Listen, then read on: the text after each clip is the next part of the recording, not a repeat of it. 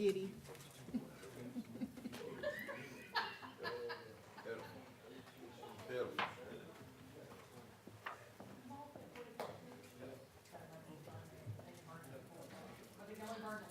Yep.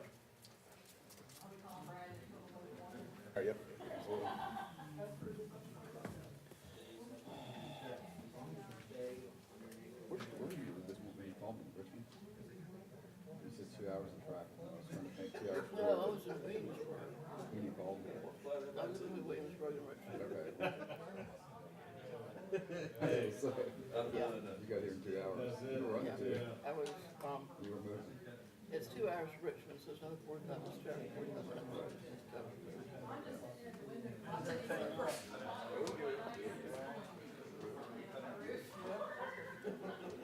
Thanks.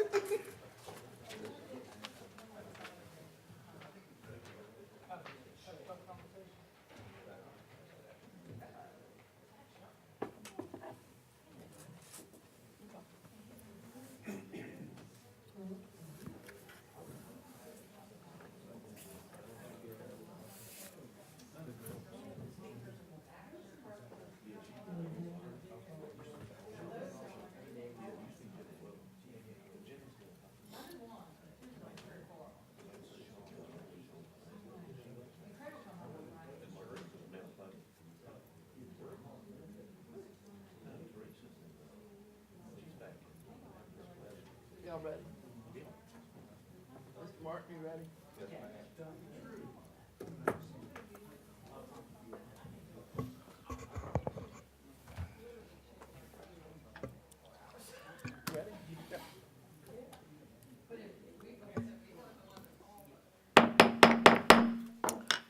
Good afternoon, board members, staff, folks out there in the audience. Let the record show that today is February the 6th. The time is 3 p.m. And we will now call the Amherst County Board of Supervisors meeting to order. We need a motion to approve the agenda. So moved. Motion on the floor by Mr. Martin. All in favor say aye. Aye. Opposed, no. The agenda is approved. We will now move on to the invocation, Pledge of Allegiance. Mr. Pugh will lead us in the Pledge of Allegiance, Mr. Martin in the invocation. Our Father and our God, Lord, we come before you as your humble servants. Lord, we ask a blessing on our community, all of our citizens, Lord, our employees, our employers. Father, we pray for the safety of all of our employees, especially our law enforcement, our fire and EMS personnel, Lord. But Lord, we thank you for what each of our employees do on a daily basis, Lord. And Father, we just ask you to help us to make Amherst a better place. Give us the wisdom today to do that. In Jesus' name, amen. Amen. I pledge allegiance to the flag of the United States of America and to the republic for which it stands, one nation, under God, indivisible, with liberty and justice for all. Thank you, Mr. Martin. Thank you, Mr. Pugh. Also, let the record reflect that Mr. Ware is absent from this meeting. Mr. Wade. Mr. Wade. Mr. Wade, thank you, Mr. Pugh. All right, now we move on to the citizen comment. I've got one gentleman signed up here, Mr. Marks. If there's anyone else who wishes to speak after Mr. Marks, please come forward. And we've got our little timer, and Mr. Marks, as soon as you say that first word, I'm hitting enter. Okay, so I'm going to read fast then. Okay? Good evening, members of the board. My name is John A. Marks, Jr., 225 Clark Street, Madison Heights, Virginia, 24572. 5 years ago, on December the 18th, 2018, the Amherst County Board of Supervisors held a public hearing regarding the sale of Winton Country Club to Waukesha Development. During this public hearing, a number of commitments were made by both Waukesha Development and the County of Amherst regarding the proposed sale. These commitments are documented in the December the 6th, 2018 advertisement for the public hearing regarding the sale of Winton Country Club, the official minutes of the December 18, 2018 Board of Supervisors meeting, the presentation titled Winton Amherst County, Virginia Proposed Sale, the document titled Purchase and Sale Agreement for Non-Residential Real Estate designated as final on January the 7th, 2019, and signed by the Amherst County Administrator, the County Attorney, and the President of Waukesha Development, and a CD recording of the December 18th, 2018 Board of Supervisors meeting. It was during the December the 18th, 2018 board meeting, the Board of Supervisors approved the sale of Winton Country Club to Waukesha Development with a 3-2 vote. I believe the commitments made during the public hearing regarding the sale were a commitment to citizens of Amherst County, and as much a part of the sale as the $800,000 cash transaction. I believe that some of these commitments carry a greater weight than others. So I will focus on those tonight, leaving the remaining commitments for a later time. So under the Freedom of Information Act, I am requesting the following data.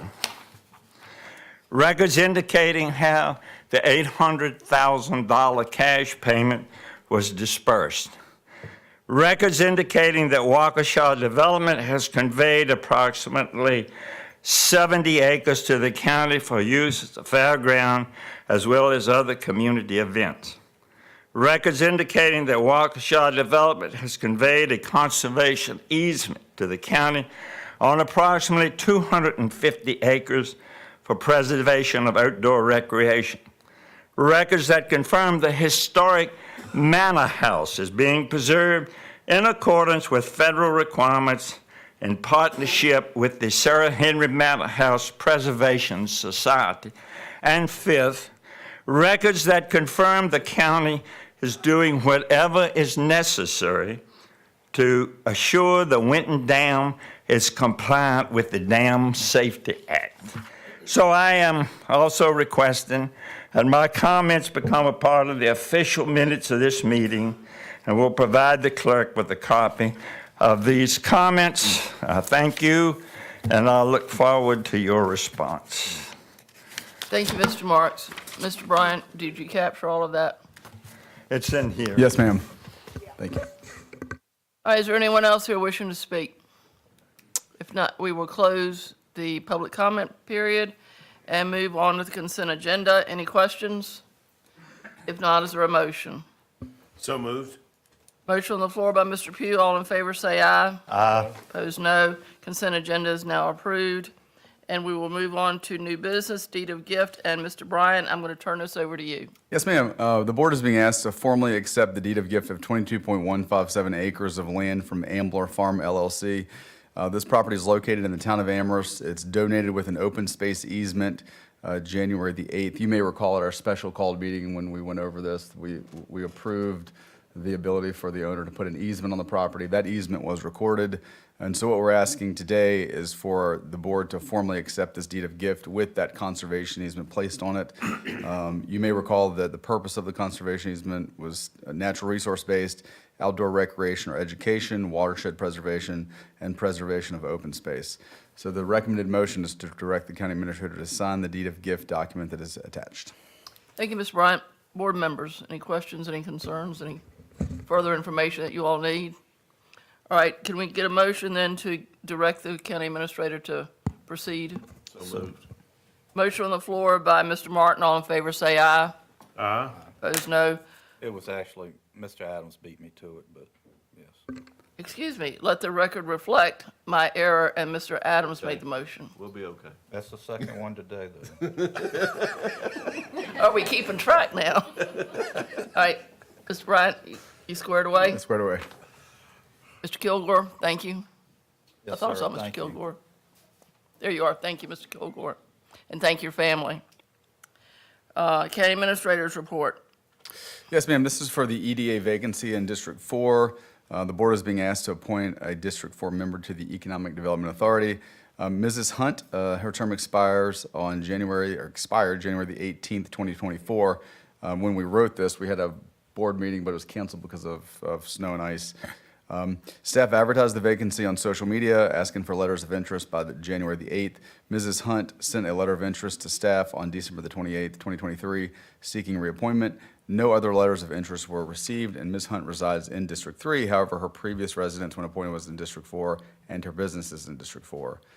So there's 3 different recommendations that you have in front of you, and Mrs. Hanson is here for any questions. Board members?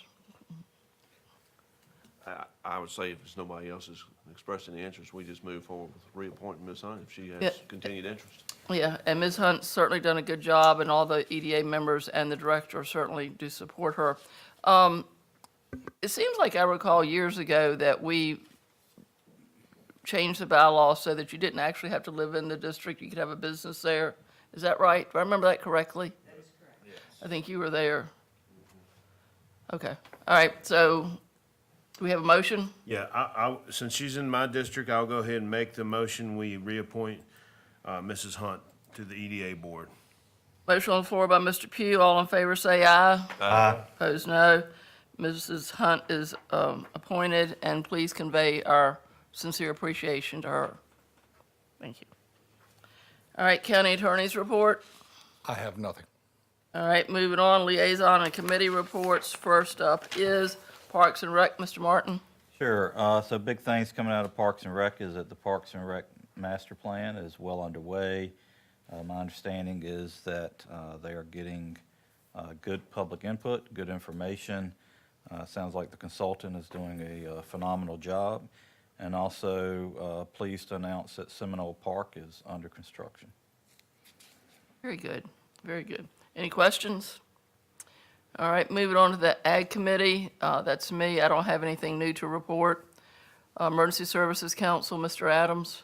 To date, we have not had any meeting activity with the Emergency Service Council. However, as we all know, we'll be here tomorrow night to discuss the Fire Services Board report, and then we'll decide from there how we're going to progress with the Emergency Services Council. Forward to hearing that. Thank you, Mr. Adams. Mr. Pugh, Planning Commission. I was unable to attend the planning commission. I had some personal business, death in the family that I had to take care of, and funerals and so forth, so I was unable to attend, but Mr. Creasy could probably bring us up to date on what transpired. Chairman, Board, good to see you all. January was the first meeting in about 9 months. The commission did not have a public hearing, so that was a relief for them. But we did discuss changes to our current ordinance in regards to utility scale solar, which has been brought to y'all's attention, will be coming before you. And the commission also discussed the inclusion of accessory dwelling units within the A1 and the MUT&D district. Thank you. Thank you, Mr. Creasy. Mr. Pugh, sorry. Apologies for your loss. Thank you. Next, we've got the EDA Authority Board, the annual report.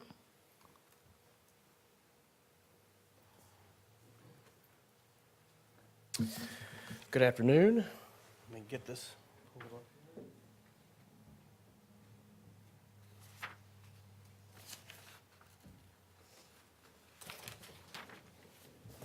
All right, thank you, and thank you for having the timer. I'm Andrew Proctor. I'm the chairman of our EDA board, and I'm going to try to keep this, and I'm going to use the timer. It is ticking for me, right? To keep this to 15 minutes or less, and then take any questions you might have. So before I get started, basically I wanted to start with a thank you to you guys. I think that I've now been on the EDA for about 4 years, and the working relationship we have with the Board of Supervisors is excellent. It makes serving on this board a pleasure.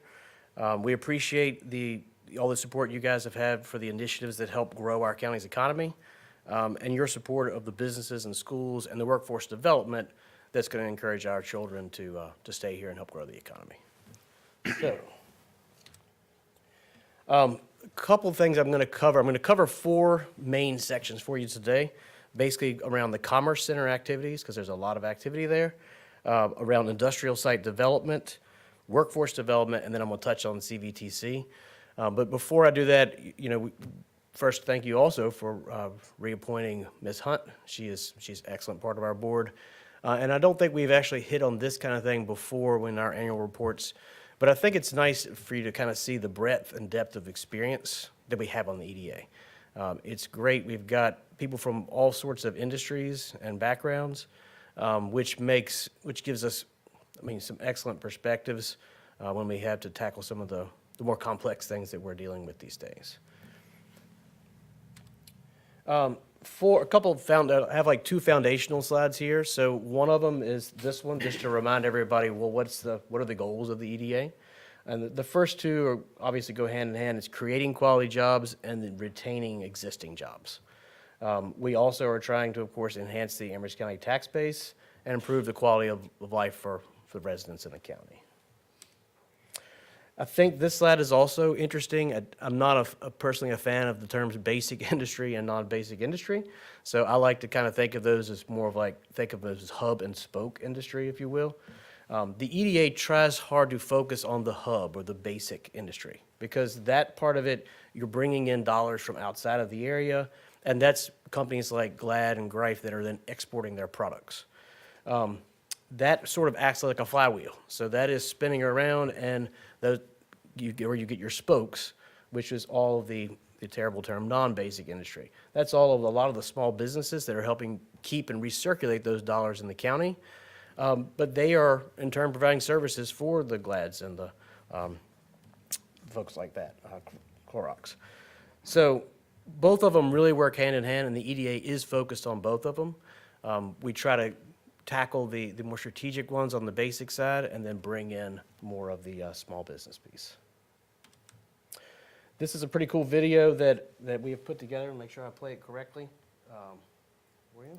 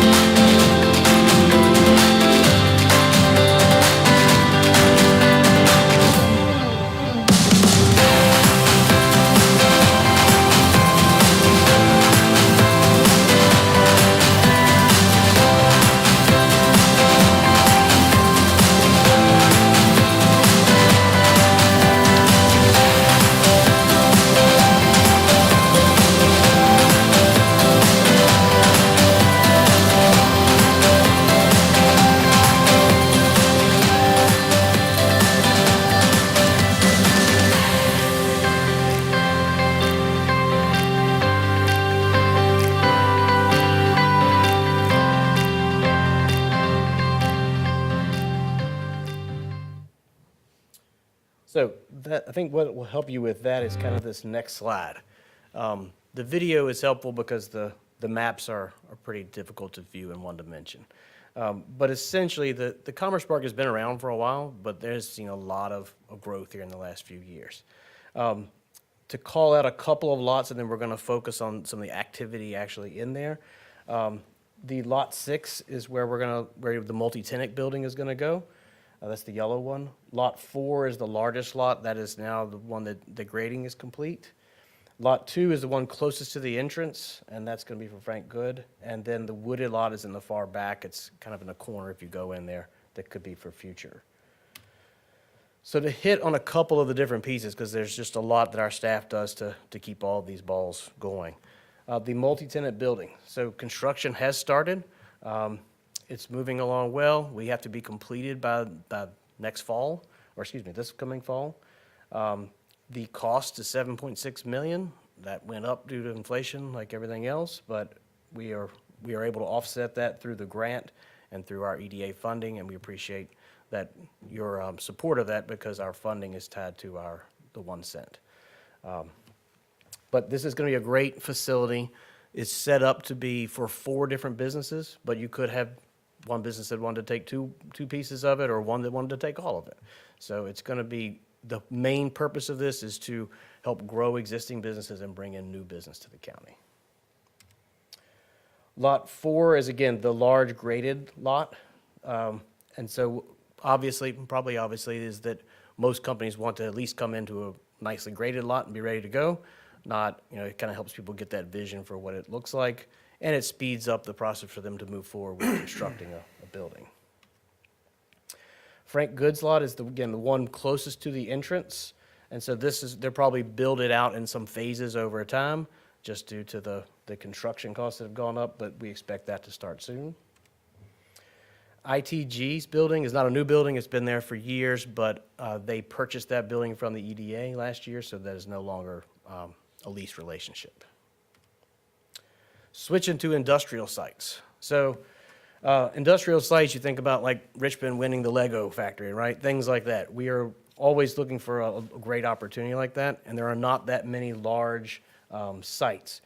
The site that we call the Dillard Road site, you can kind of see in this map, it's the blue dot, basically, where Dillard Road is, but that's where this site is. And it can house buildings of like 1 million square feet, which would equate to about $1 billion in capital investment and 800 new jobs. So that's why this is on our radar. That's why we are working towards making this more appealing to large companies. The interesting part here is we have a grant, and we're moving this from a tier 2 to tier 4, which means we basically are getting a lot of the soil testing and all those other things that are important to be done out of the way to make it more appealing to someone who might want to come in. And this has been hitting the radar for various state agencies that are looking for this, so we want to continue these efforts. This is just a little bit different view. I think you probably have seen this in the past, but it kind of gives you an idea of where places, construction could go there. The interesting part here and why this is appealing is gas and rail actually go through this, which is one of the few sites where you can do that, and still within a mile of the 29 bypass. So for this area, that's just a pretty interesting site. The newest one we are working on is the property that the county actually owns along the 210 connector. So this is right adjacent to the regional jail, and we are working to see if we can get that rezoned from P1 to M1, so that this would be something where we could also help try to increase some business in an area that would be ripe for that. This is kind of a rendering for what something like that would look like should we get this further down the road, but it's in a nice particular area for that kind of development. Workforce. So we talked a little bit about that, and I feel like I also have a lot of skin in the game with a child in elementary school and middle school. So I am closely watching all of these parts of it now, and I really appreciate the work we're all doing together to improve that. This year we partnered with CVCC, and we are jointly funding Yolanda Burns, who is our CTE career coach, which is helping folks figure out what opportunities there might be, help them get the training and certifications, and then the jobs, and hopefully stay in the county and do that. That's her in the white shirt. ITG, we talked about. This program has been out there for a few years. We are doing it again, and then in last year we had 9 folks participate, and 8 of them received their certification. Leadership Amherst has also been out for a while. This is where we bring in local leaders and help them get a better understanding of business and government. And we took a pause during COVID, but it was back in 2023, and we had 7 graduates from that. And CVTC, I know you guys are well aware of all the activity there, but a couple of the big things going on here is a lot of partnership with the Lynchburg Regional Alliance. One of the huge things that was done was getting that $25 million in bonds defeased. That was absolutely critical. Another nice piece, though, is there's an extra $6 million in funding for remediation, and there was an authorization for a 90-bed skilled nursing facility. So that kind of gives us a couple more options to have on the table, and we'll continue that partnership with the county and the alliance to market the property. Some of the challenges at a high level here and opportunities, 310 acres, so pretty good sized site, 110 of it developable, near downtown, great access to the river and to the park system that's being built out down there. Some of the challenges are clearly, just like anywhere else in our county, topography and demolition costs related to the buildings. So we continue to work with experts in that area to figure out how we can address that. Specific to 2023, a couple of the big rocks there were getting the Department of Behavioral Health declaring it excess. So that kind of kicked off the process. The second piece here was them taking the lead and giving the county and the EDA 180 days to consider if we want to acquire it. And then the marketing aspect of this, which I think many of you have already been engaged with us on. Two other additional projects to manage before I'm done, which is basically working with developers and the county and advocating for developments that would make sense. And we appreciate your partnership there. As well as a lot of the nitty-gritty work on the beautification committee. That's really the spotlight. That's what everybody sees when they come in the county. And it may seem small, but I think it plays huge dividends. And so we continue to put our efforts there. Any questions? Members? Thank you. That was extremely well done and very informational. Victoria, thank you. And please share our appreciation to your board members. Yes, I failed to mention, we should have had our staff on there in big, bright letters. They are fantastic. They do an excellent job, so thank you. All right, thank you. All right, we're back to citizen comment again. Anyone here wishing to speak? Seeing and hearing none, we will close citizen comment and move on to matters from members of the board. Mr. Adams? Have none at this time. Mr. Martin? No, ma'am. Mr. Pugh? Yeah, I had a constituent come up to me and talk about the agriculture exemptions for building permits. And I don't know if there was a change in the building code, but in order to qualify for a exemption, you have to have a commercial farm in order to be able to build an agricultural building. I think it's state code, Virginia Building Code, section 102.3.6. And I would just like a little more information on that. Is that a change that that happened through the building code? Mr. Creasy, could you come up? We can just knock this out right now. So that issue did arise a few weeks ago, and our form in-house that we have does indicate you have to be a commercial farm. Staff researched that and believe that form is out of date. And so staff has sent a letter out, actually off to Mr. Popovich, and gotten his approval today to change around that form to where you can be exempt for either a farm building or an agricultural building, and it does not have to be commercially related. So staff has already changed that form around. We've got to get the building official to approve it. It's been approved by the county attorney, and then we'll send it out on the website. And that issue won't arise no more. All right, thank you, Mr. Creasy, appreciate Thank it. you, Mr. Creasy. Does that take care of your concerns, Mr. Pugh? Oh, absolutely. Good. All right. I don't have anything. So I think it's time we go into closed session.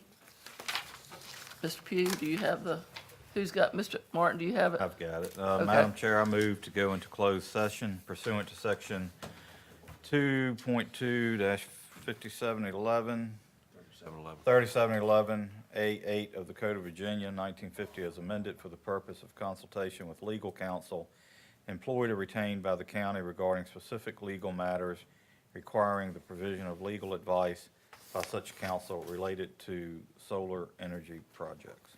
All right, there's a motion on the floor by Mr. Martin. All in favor, say aye. Aye. Opposed, no. All right, we are now in closed session.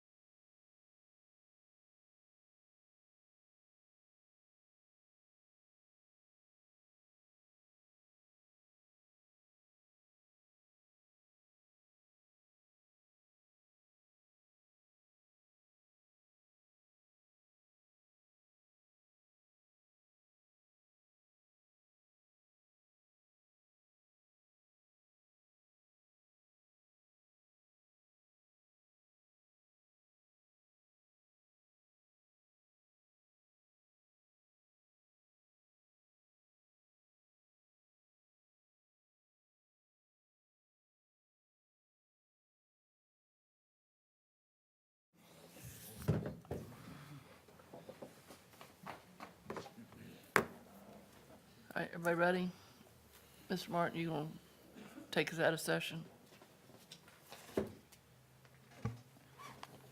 I move that the Board of Supervisors certify by recorded vote that to the best of each board member's knowledge, only public business matters lawfully exempted from the open meeting requirements of the Virginia Freedom of Information Act and identified in the motion authorizing the closed session were heard, discussed, or considered in the closed session. All right, there's a motion on the floor by Mr. Martin. We will need a recorded vote. Mr. Bryant? Mr. Adams? Aye.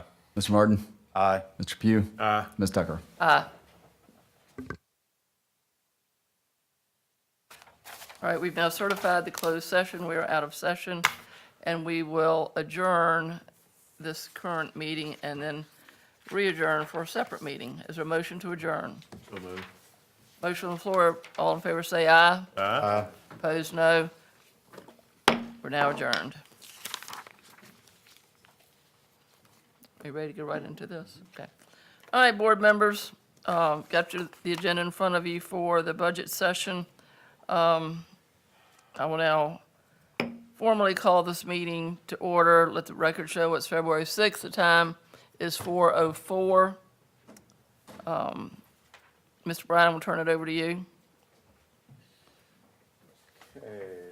And our finance director. Okay, thank you. So there's three items that we intend to discuss with you. The first is item A. It's the outside agency and nonprofit prioritization list. The second thing we'll go over is the supplemental prioritization. And then finally, we'll go over the CIP evaluation, looking for a final draft there. I do have Mr. Beam here. He's going to do a presentation before we get to his topic to go over some more detail with the request from public safety. So we'll call him up at the appropriate time. So first item is outside agency nonprofit prioritization. Ms. McBride, are you ready? Well, maybe not, right, hang on.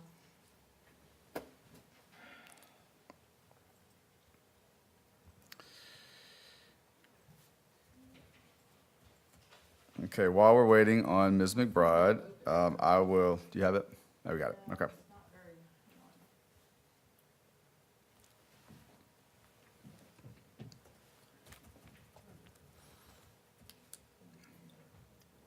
That's the best I can do. All right.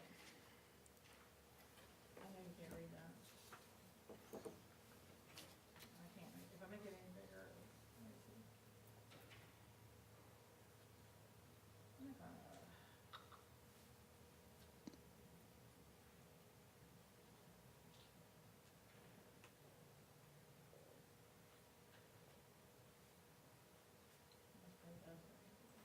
Okay.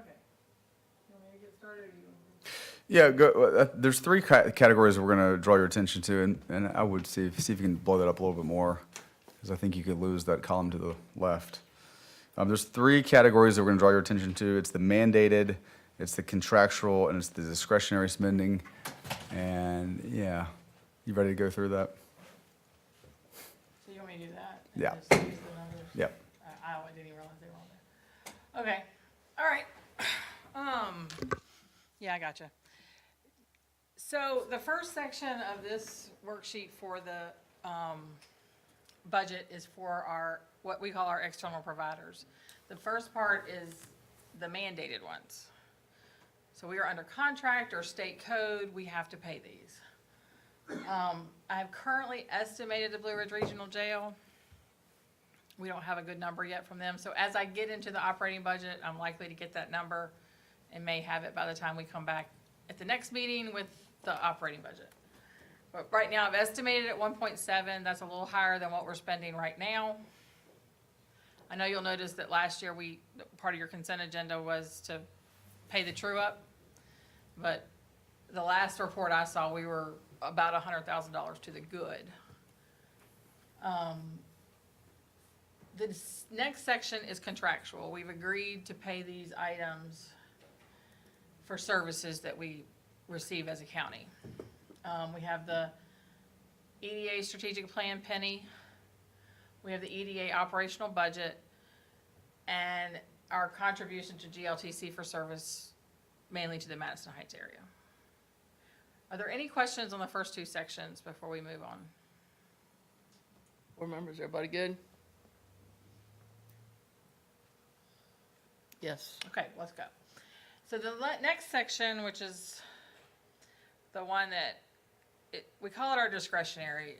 Your nonprofits have given you applications. I'll be glad to share them with you, but their file is about 3 inches thick of all the stuff they send me to prove that they can justify what they're getting. We did not recommend a change to anyone in the first 10 or so. And we opened it, we did receive applications this year from some of our youth athletic organizations. So the Dixie Youth Softball, the Amherst Dixie Youth Baseball, and the Madison Heights Youth Baseball all put in applications for $10,000. Currently, the county administrator is recommending 5 until we get through the operating budget and the revenues to see if we have enough for the 10 if that is your desire. So if you all agree with what's being proposed for the discretionary, we'll move forward with what we have for the operating budget. If you would like to discuss any of them, please let me know. And my recommendation is to wait till we receive the revenues before we make any decision to increase any line item. So what you'll see is in the discretionary is that no line items are increased. And then we have the request from these 3 organizations. They've received COVID money in the past, but they've never received a direct line item O&M budget from us.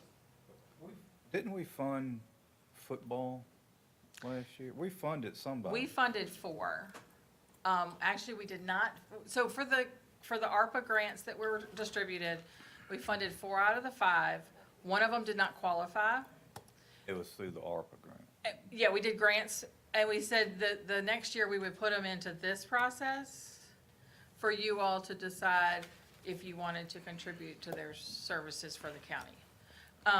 And they did fill out their application, submit their tax information, all that good stuff.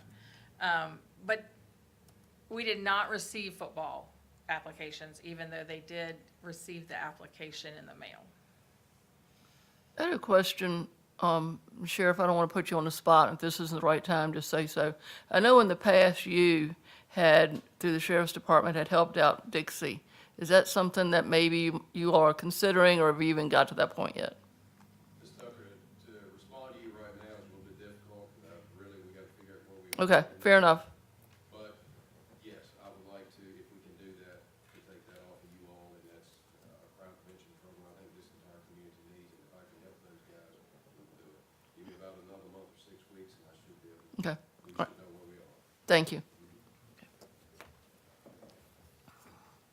So are there any questions about this or any changes you all would like me to make at this time to the external providers?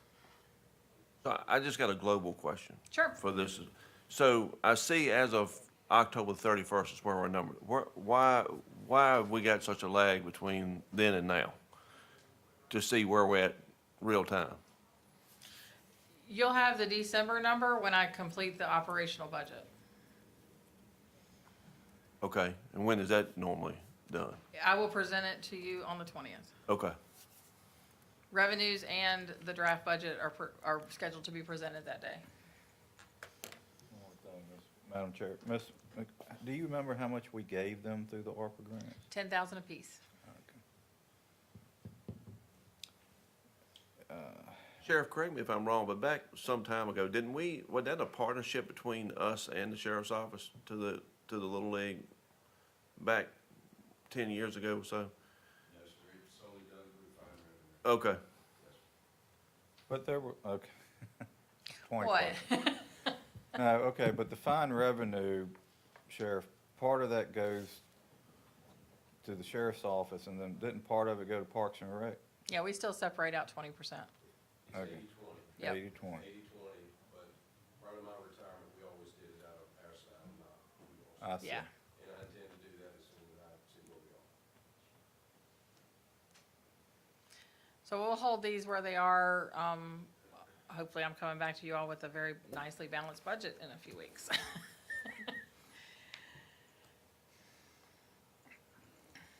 All right, I lost connection, so that might be part of my problem, so. Supplemental's next, right? Okay. I gotta make this a little bit smaller. So, our supplemental requests have been ranked by you all, by the board. A little history to remind you all that normally we do anywhere from 200 to 250,000 normally in the one-time projects. That would put you down around, I believe I said the admin, like right under, through the courthouse propane tank fencing would be about 200.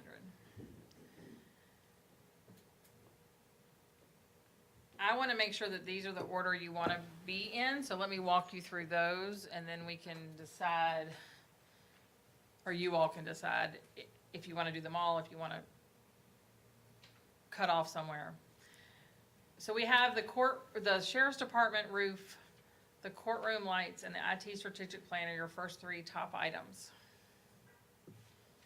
Are you all still good with those being the top three? And these are in the order that we did them? Okay. Averaged. There's nothing that has changed, right? No, ma'am. Okay. The only thing that changed is the sheriff asked me to take out in the bottom, the recurring project for the, for the cameras that were in there. He requested those to be removed. So I did take those out once you all ranked, but I didn't know about that one. You already had the form, so I let you go ahead and rank, and then I pulled them out. So you didn't, I'm sorry, Madam Chair. No, go ahead. We're gonna run this. This is kind of informal. Informal thing. Yeah. So you said courthouse propane was kind of the, Right now, that's kind of where your 200-ish hits. that's kind of the cut line. Could be your cut line unless you want to do more. Less, I mean, we've done less than that. We've done like 175. We've done 250 to 290. I kind of went back and looked at the last 5 years. That seems to be the average. Yeah, I mean, I guess I get, when you kind of look at it where they're not gonna all get done, I start thinking a little differently Right. because, like,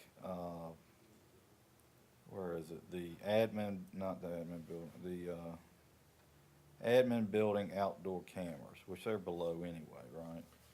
I mean, tell me about these cameras. To me, I would rank probably maintenance shop HVAC above some cameras, right? Because that's where our employees are and so on and so forth, so. So I can ask Ms. Vire to come up and explain the cameras to you. Would you like her to do that? I'd love to know about them, yeah. Okay. Before, I don't want to speak, I kind of know the gist, but Good afternoon. The cameras are we've got well, as you know, a lot of our staff come and go all hours of the day and night now, and we've had some situations down here where there have been some homeless people in some of the downstairs alleyways as well as on the sides. And I know one morning, one of the staff came in only to have to step over this gentleman, I think he was charging his phone, but he just, so it's just kind of presented some problems. And I wanted to go ahead and put it in there. We do have cameras inside the building, but nothing currently that covers the external parts of the building at all. And this would be cameras that would get any of the dark, it would get everything outside, upstairs and down. So health department, DSS, county, and school side. Who and how would these be monitored? Who and how? There's nobody that would really be monitoring them 24/7. It would just be that they would be part of the server that we already have that have the internal cameras. And we could monitor them. The biggest thing would be, if somebody draws their attention. We've had the schools come in before and say that someone left a piece of equipment in here in the boardroom, came back to get the laptop later, it was gone. So the cameras help us with areas like that, but to monitor them all day, we don't have the staff to actually do that all day. These cameras have memory in them, so you could hold that videotape for a For week or so? Yes, ma'am. For X period of time, and we could back it off to another server if what the server does, it actually will after a period of time, it will write over the video, but we could always extract that if we needed to. But these are external cameras to the building. Yes, sir. Not monitored. We'd be recording someone sleeping in the stairwell. They're motion detection type of cameras, and we'll start just as these are. These don't run 24/7, but they're activated by motion coming and going.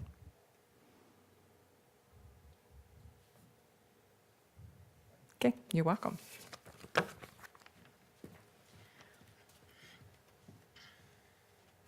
So I guess if the courthouse propane tank fencing is cut off, we don't have anything to discuss. If we decide to move it, then It doesn't have to be, but, I'm just throwing that number out there to you because that's about what you all have historically paid for in a year. So are you good with the top three? The sheriff's department roof, the courtroom lights, the IT strategic plan as being the top three? If you are, then we will move on to the next ones, which are the admin building, server room, HVAC. Kind of need to keep the computers cool. The Coolwell wall door and the administration vehicle. Are you all still okay with those being covered, most likely in the upcoming year?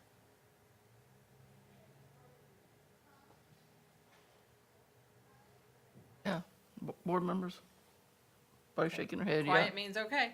All right. Everybody's doing the chicken. I know. All right, so then the next three are your courthouse propane tank fencing, your admin building outdoor cameras, and your grounds trailer.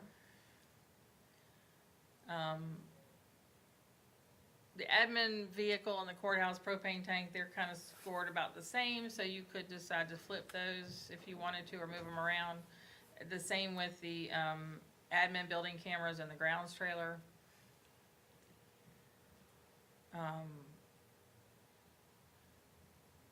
Clerk storage room, the slope mower, and the maintenance shop vac are HVAC are the last three.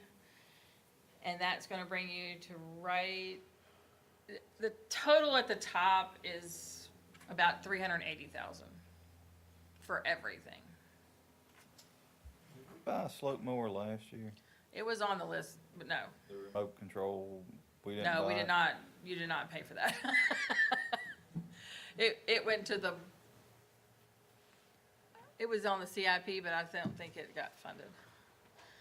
I know it did get funded, but I think it got pulled off. Are you all good with this list, and what would you be comfortable? Because remember, this is one-time money, it's money out of your general fund that's already been left over from prior years. I will tell you that you have about, as of the last time I looked, you had about 10 million between your future fund and your unobligated general fund that wasn't earmarked for anything. I also went back and looked at our history, and for the most part, we have had, in the last 5 years, it's been a positive effect on the general fund, even with the capital purchases you've made. We had 1 year that was negative, but that was a very large year. I think it had a fire truck in it. We've been as low as a little over $500,000 left over in the general fund, and as high as 5 million and some change going into the general fund. So, and I looked at this year, it is very projected at this point because we are not done with the audit. It's about 3 anticipated to go back into the general fund. Now, some of that will be earmarked for the schools, but And that's additional. That's yeah, additional. we're gonna add that to it Yeah. for 2023. We don't have the Right. final number yet. And, so that's why I'm letting you all kind of know that you had an influx of general fund unobligated fund balance because we were able to use CARES and ARPA and this influx of cash coming from the federal government to cover some of our things that we would have normally had to pull out of the general fund. So my question for you right now for this part is, how far down the list do you want to go? Said we were at 380 excluding the Coolwell walking trail. Oh, I've missed that one, I'm sorry.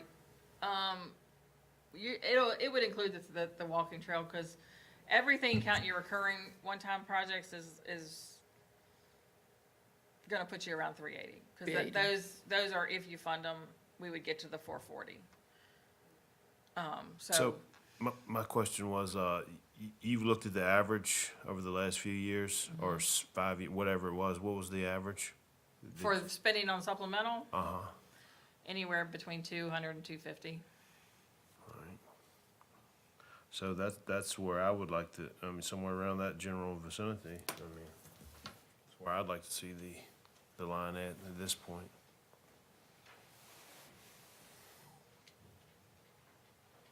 All right, using his projection of 250, where would that take us?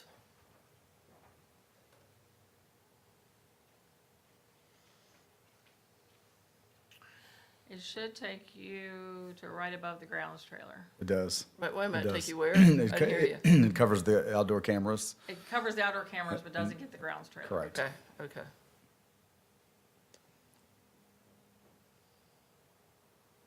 So, this is obviously not final, because we're gonna bring it back to you, but I would like something to work with to develop your budget, and how much I need to pull out of the fund balance, and let you all know how much is left. So if you have an idea of where you'd like to be, we can always change it. I think that would be a good starting point, and we could always change it, but. This is my overall concern, just from a business aspect. We're spending before we know what we're making. Well, we're helping her build a budget And I to come back. understand that, but R- right. depending on revenues, we may come back Right. and say, hey, we all feel comfortable, let's go ahead and knock this entire list out and quit kicking the can down the road. Right. Because we're gonna have to address them at some point. And that's a in time. question that we went over, Stacy and I went over, is that exact question. It's a great question. It's to help her build the budget to bring back something And for I discussion understand that, but purposes. I have a hard time making decisions on a list before I know what we got. I agree with Chris on that one. And where it really gives me the heartache is on the recurring projects. So I have a That- different take on that when we You've get there. heard me gripe about that for years, okay? Because, I mean, while I'm absolutely in 100% support of funding 12 new EMS firefighter positions, when you're doing it with one-time money, guess what? Next year, that's when it puts us in a sling. Well, see, we don't allow that to happen with the one-time money.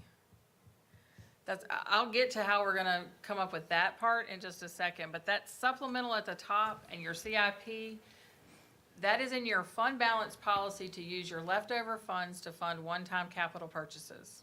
The So what's excess, paying for the recurring project? it will be recurring revenue. When I get down there, But you haven't, but we don't know how much recurring revenues we have so yet. the theory is that you all tell me what you cannot live without. And I go to the budgeting I think we live without what we can't pay for, right? Yeah, I mean, that's the way I look at it too, is. So, No, so I could try to build all of those in there. so to answer your question. But if you tell me you only want the top four, No, to answer your question, if you're building your budget, I would love to have everything on the list on one-time project, if we can afford it. Right. Because you can You know- afford it right now. I would, the slope mower, I think is a safety issue, right? I supported that last year. The maintenance shop HVAC, that's needed. The Coolwell walking trail for the citizens, that's needed. So So if you can come back and say, hey, we've got a balanced budget, you don't have to raise taxes, you don't have to do this, and we can None of pay this for has all to this. do with your operating budget. Well, the 12 new EMS firefighter will. We're talking about the one-time project. Yes. Okay. Apples and oranges. Fair enough. Yeah. What I'm trying to tell you is your CIP and your one-time projects are coming out of money that has been left over. Sure, I would support funding all of them. That's, That's me. that's my question. Me too. If you want me to build It's it like, that way, then 2-2. I can tell you how much money you'll have left at the end of that. And it may be that we hear something we don't like and we say, ugh, we can't do it all. Maybe we can only go down to the, whatever 280 buys us on here. But when I, But I think that as you're building your budget, I'm fine with you putting If it it's all in there. leftover money, right, that's not obligated, great. All for it. Where I get the heartburn Is the recurring. recurring. Well, not, I won't call heartburn because I think they're needed, is the concern about future budgets. So maybe I take a different perspective and we'll go through, I'm gonna let, Brad do what he needs to do. Loner, sorry. And we'll talk about how to maybe change our philosophy on the bottom just a little bit, okay? Well, look, don't let what I said. No, I'm gonna be- talk about it. I'm This talking is a about the- discussion for all of us, and I know I haven't talked to I'm talking about Jeremy the about one-time this. stuff because there's Yeah. disagreement, Well, so what's- I'm not sure where we're going. There's no disagreement. I mean, I think we're all on the same page. I think maybe the philosophy is changing a little bit, and maybe, so here's what I would propose. Listen to Chief Beam, but, maybe I work in as many as I can in the list as I'm balancing the budget. And when I come back on the 20th, I can let you know what I've been able to, and if there's something I haven't included that you want included, then I have to go back and sharpen my pencil. Are we talking about recurring now? Recurring, yes. Oh, yeah. You see what I'm saying? Like, if I do the revenues, I do the operating, and let's just say there's $1.5 million left. Well, yeah, I mean, I think that's purely an administrative function anyway, because we've ranked them. Right, Then so, I think it's up to you guys to come back and say, but is there anything on that recurring list that you don't want to fund? Were we done with one time? Yes. Y'all were good with one time, moving forward with that? So I think the direction I heard was to ask Ms. McBride to work on trying to build a budget around funding all the one time. We'll come back to you, you can still change it, but is that fair? that's what not Mr. Pugh said. So. That's fine, because the bottom line is we're gonna all be around this table again Right. when the revenues come out, and we're gonna be cutting projects off of the list. That's typically how we've always done it, so this is just preliminary. Yeah. We can sit here and say we're gonna do all of this today, but the likelihood of everything on reoccurring getting done is nil. For one time. Yeah, For one and time. then we may look at one-time projects and say, you know, we're spending too much money over what we have been spending, and maybe we don't need to do that, so Yeah. it's fungible. Okay. Madam Chairman, if that's the case, I had asked Chief Beam to, his request, as I call it, it's the largest request for reoccurring, so I've asked him to prepare a presentation to go over this request with you in more detail, so you had a better understanding of that one time, or the reoccurring request for public safety, which happened to be the number one on your ranking list. After his presentation, Ms. McBride will take back over and go through that reoccurring project list with you. Good afternoon, Board. Thank you for letting me be here. I know this is a pretty big request we're coming to you with. Full transparency in our budget, we've requested 13 positions, one of which is an administrative position to manage essentially a new mandate for our medication, our narcotics. Many of you know how that system's worked for the last 50 years. Virginia's one of two states, and we're being pushed into doing our own medication management. So that's one of the positions. But what I'm going to present to you here briefly is the 12 positions we're requesting. This kind of ties into your strategic plan you had requested from public safety back at your retreat to talk about where we are, where we're going, how we get there. What we're going to show you is not only that we need the positions, but we're going to show you in data as far as how we're doing. We're also going to show you how we compare to our colleagues around the region. So we took a couple of different steps. So I'll try and go through this briefly. Right now, Amherst County Public Safety, we staff 3 ambulances, 24/7, 365. We're staffed across 4 shifts. That was an initiative the board took on right when I came here. That was something that was in progress and has been very successful.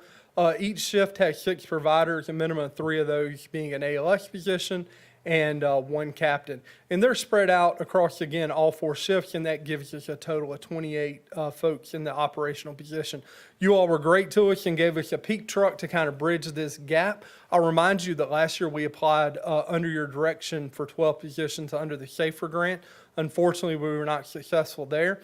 Also, in General Assembly and legislation this year, there was some push to potentially fund from the state level some fire and EMS, much like they do the comp board for the sheriff's department. Unfortunately, all those bills were killed, and none of that is going forward this year.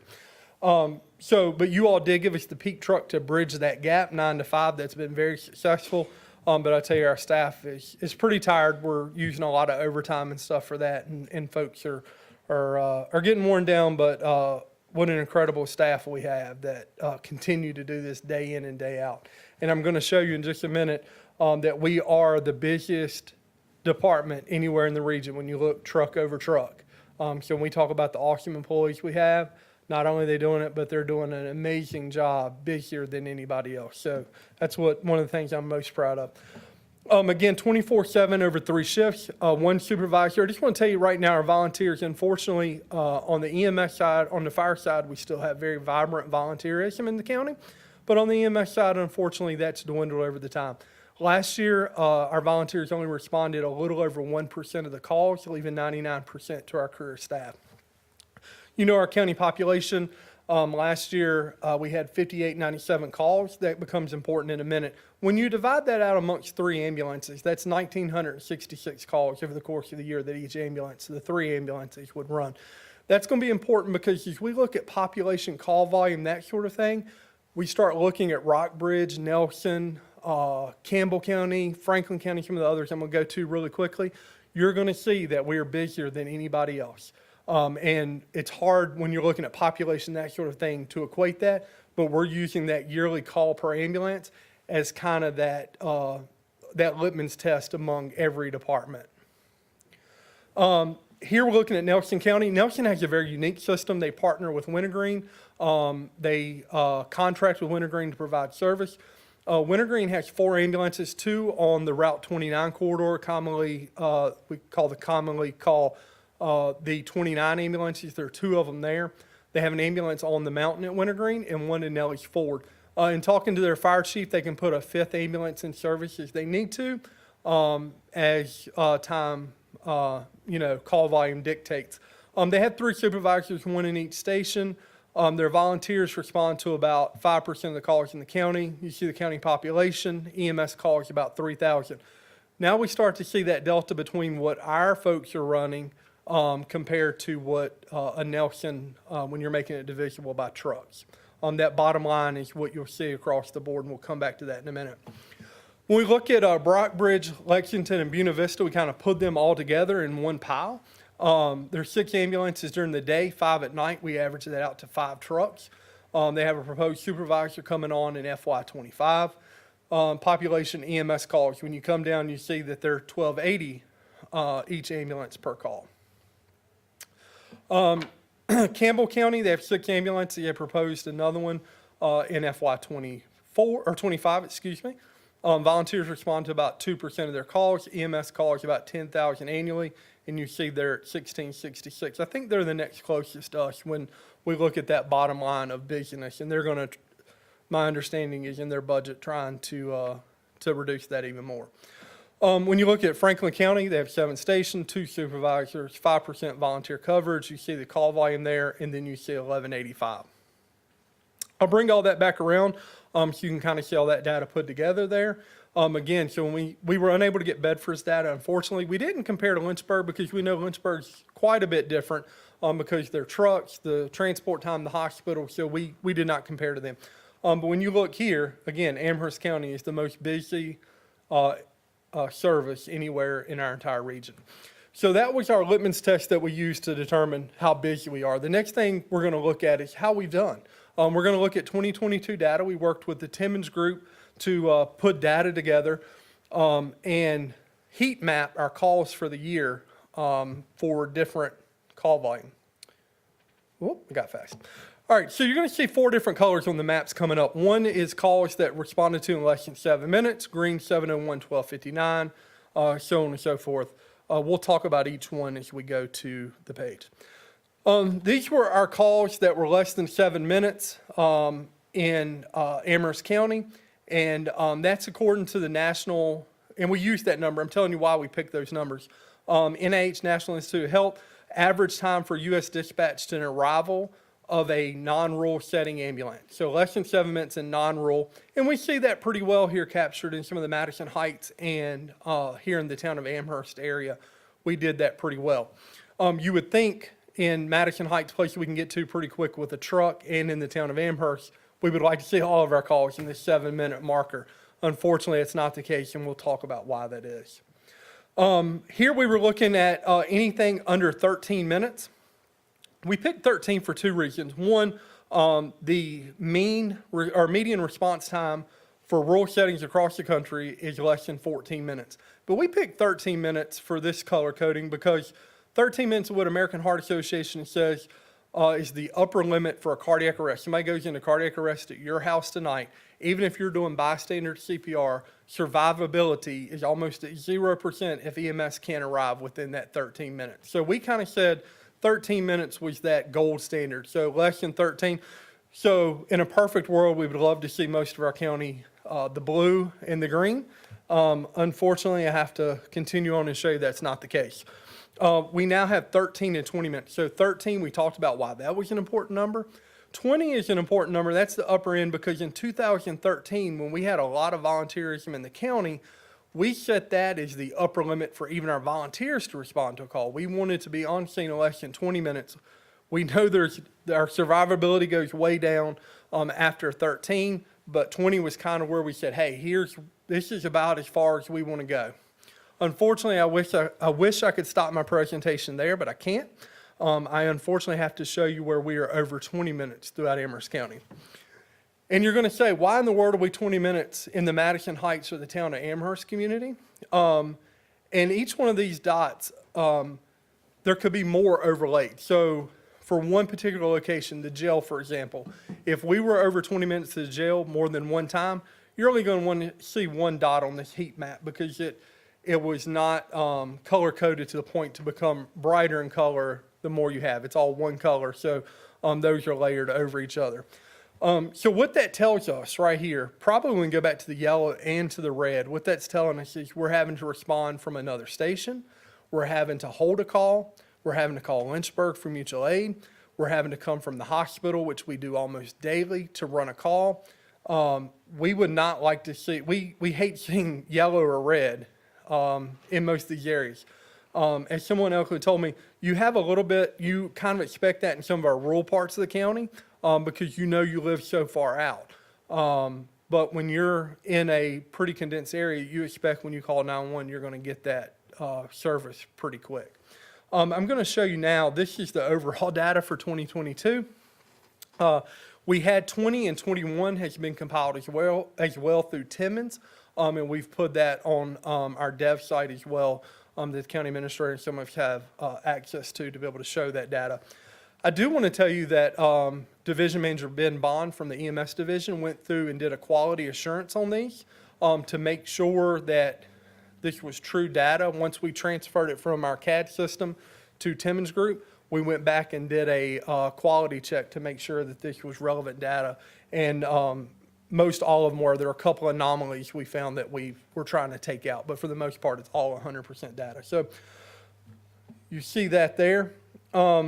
Here's what those numbers break down to. Under 7 minutes, 1195, 7 to 13, 1869, 13 to 20, 1461, and then unfortunately over 20 minutes was 840 calls. We had a delayed response, what I'm calling delayed, anything over 13 minutes, because we know that's kind of the threshold for American Heart Association, 43% of the time. So almost half the time we were over 13 minutes. And we've worked really hard with our staff. Our staff's doing a great job of clearing the hospital as quick as they can to get to the next call, getting up, getting out to the truck, that kind of thing. So we really believe these numbers are impacted by not having enough staff to cover. And what also happens is if we're pulling the peddler truck all the way to Madison Heights to cover a call, which happens nearly every day, now that community is left unprotected, and the quickest response is going to be from the hospital, which could be 30, 40 minutes, unfortunately. So we would like to see that greater than 13-minute response time be down to 15%, and our goal would for that to be because of drive time to get to somebody's house, not because of unit availability. very interesting numbers. Gary Rokes and I spoke the other day, and he shared some data with me from previous years. But if you look at 22 over 23, we had a 5% call increase.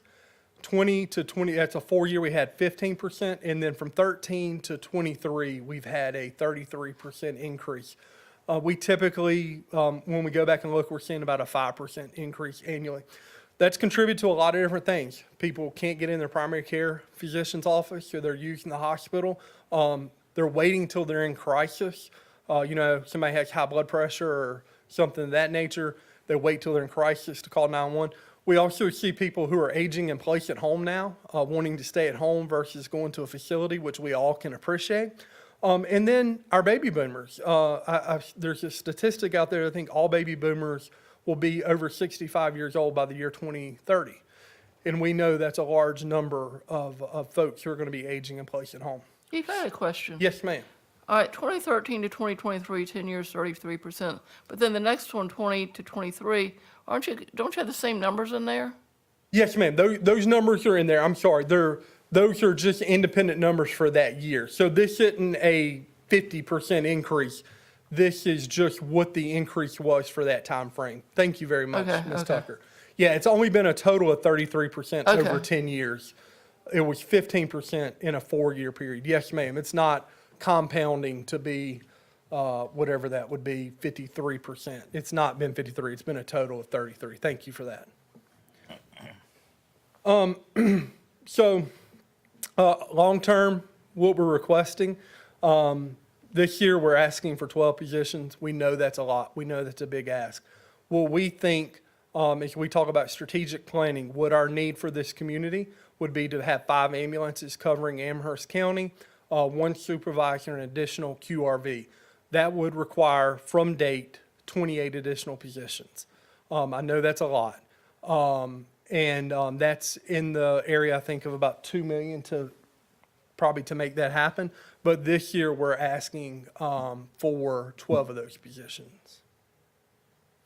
And I am happy to answer any questions. I know I throw a lot at you, but I just wanted to share with you what we had found. We were, not that we were excited what we were able to see with that data, but we now know what we're working with, and that's why we thought it was important. Mr. Bean, Sir? I thought we had 4 ambulances. We funded a 4th. So we have a peak truck that you're paying, that funding will run out at the end of the year, end of the budget year, that we're using for peak hours, 9 to 5, non-mandatory. So some days people will sign up for it, some days people don't. So it's our employees who are working overtime to pick up that truck. Or part-time people. Or part-time, yes, sir. And part-time it's a double-edged sword, right? The really good part-time who aren't working somewhere else, we typically pick them up. We bring them on full-time when we have an opening. Used to, people would work part-time because their full-time department didn't have a lot of overtime. Now, there's an abundance of overtime at pretty much every department. So instead of someone coming out here working and making $20 an hour on a part-time, they would rather work their full-time job overtime and make time and a half. So part-time is decreased for us. So Chief Bean, couple of questions. Yes, sir. So really, you've got like 3 full-time units, 1 part-time Yes, sir. unit for 4 Yes, sir. trucks. But your calls per unit were based on 3. 3, yes, sir. We based it on 3 because that, But some of those were run by the 4th unit, right? probably a few. We had ran like 200 calls on that truck at the. All right, so not that many. Yeah, it's like 200, about 200 calls, I would say, probably are in that number that may have been ran by that So big truck. Yes, sir. If we fund the 12 additional staff, that would give you a 4th full-time medic unit.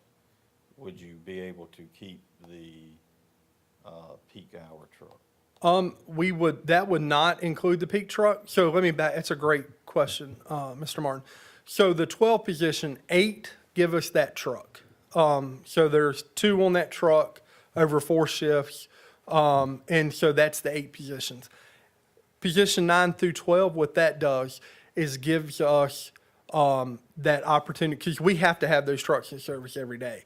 Amherst County is kind of a little bit unique compared to some departments in Lynchburg and so forth, because you have additional staff accounted for that aren't on duty for the day. So we're flat. We do not have additional staffing for vacation, sick leave, holidays. So our folks are having to work all that overtime to account for that. The national industry standard has been 1.3. So for every full-time employee, it's 1.3 to have that relief, because unfortunately we're so small we can't take a truck out of service. So 1.3, we're seeing that industry standard actually shift to 1.5. We're not asking for any of that. We're just asking for one extra person per shift right now, so that we're able to do that. So to answer your question, Mr. Martin, we potentially could still use overtime and part-time for the peak truck on top of that 12 if there was a need. Well, I'm confused. So, shoot, I thought it was lesson, but my battery's going dead. So, these 12 positions, that's not just one person per shift. No, sir. That's So 3 a- people per shift. 3 people per shift. Yes, sir. And that will Alright. give you that fourth truck 24/7, 365. Yep. So here's my next question. Yes, sir. We have all the funding in the world. We want to do it, which I don't think anybody doesn't want to do it. Where are they gonna live at? It's a great question, sir. But I didn't, what did you say? Where are they gonna be housed out of? That's a great question, sir. We know that our greatest need is in Manelson. As you know, we're living in the fire department right now in Manelson community. So we would have to determine that. That could be they go to Manelson during the day. We could work with them to see if they will let us house an additional truck there, maybe in their back building. If that didn't happen, then maybe we could look at bringing that truck back and run that extra truck out of the Amherst station at nighttime. And we know we have plenty of room to do that. So we would find the space for them. It may be shifting, at night, they run out of Amherst, during the day, they'd be in Manelson. Yeah, I mean, I know, Chris, you're close to it too, but I mean, I'm pretty close to it. And I think our EMS staff, all of our staff are, but especially our EMS staff are overworked. I mean, I think they're troopers in the way they try and keep morale up, but sometimes they're just dragging, right? Sure. Yeah. Stuff that they see and places they go, I mean, it's hard. So, I think you've done a tremendous job in the changes you've made for recruiting and getting up to full staff. I mean, but then there's only so much we can do as far as retention, right?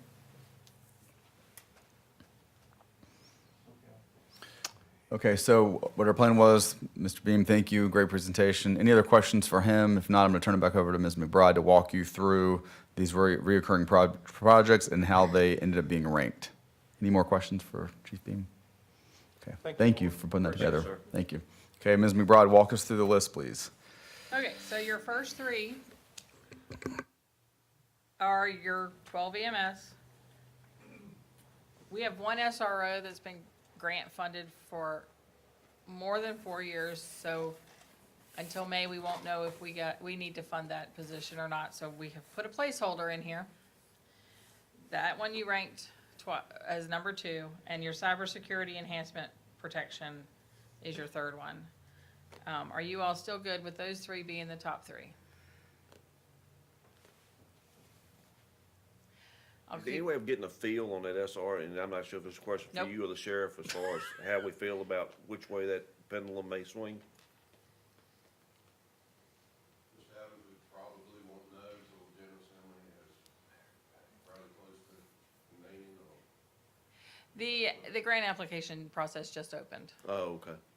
Yeah, it just opened. And that's 76,428, that would encompass Just one benefit of 'em. package and salary, correct? Salary plus benefits? Mm-hmm. Okay, So, tell me about merit pay. I'm sorry, were you done? I guess I am. Well, no, go right ahead. I'm just playing, go ahead. I'm gonna have Ms. Felix come up and talk about that one. Huh? I'm gonna have Yeah, I mean, Linda come I'd up. love to know about merit pay, talk because I about thought the we did a merit lot pay. of merit pay last year. Do a lot of merit pay last year? No, that was market study, salary study. This Is this is, just like a raise, or? it's, Well, let's listen to the. let the expert talk about it. What about compression with that type of? thought we did that. 2 years ago, you guys gave me funding to get software for performance evaluation with the intent of eventually adding merit pay to our compensation plan. We did not ask for the merit pay last year because of the market study, so this would be our first year of doing it. And we would, employees that scored a certain amount over what is considered average for the organization would get small bumps in their salary based on how high their score. So pay for performance is what. Yes, yes, sir. So how many of our employees rate above average? It would probably take in about a third of our employees, but as I say, it would be scaled, where some would get a smaller bump, some would get, it would go up as their score went up. You have to at least score a 3 or above to Yes. qualify. Yes, So 3 is average. Average or below does not get you a merit increase. Right. Above 3, up to 5 gets you an increase based on your performance. So you just said a third would qualify. So you're saying 2/3 of our employees are below average? No, because some would be 3. The average is what your expectation is for them to do their job. If they go beyond, Have to be above average to get. yeah, if you have to be above average to get merit pay. Yes, that's correct. Based on a 1 through 5 ranking, is that correct? Yes, sir. Okay. Is there any COL proposed for this upcoming fiscal year? Any cost of living? Yes, we will. Yes. Where is that at? That's in the operating budget. We will work that into the operating budget. It's coming to you in the future. We don't, I know, We have always worked that into the operating budget as part Yeah. of the plan, so to speak, to make sure that we covered employees.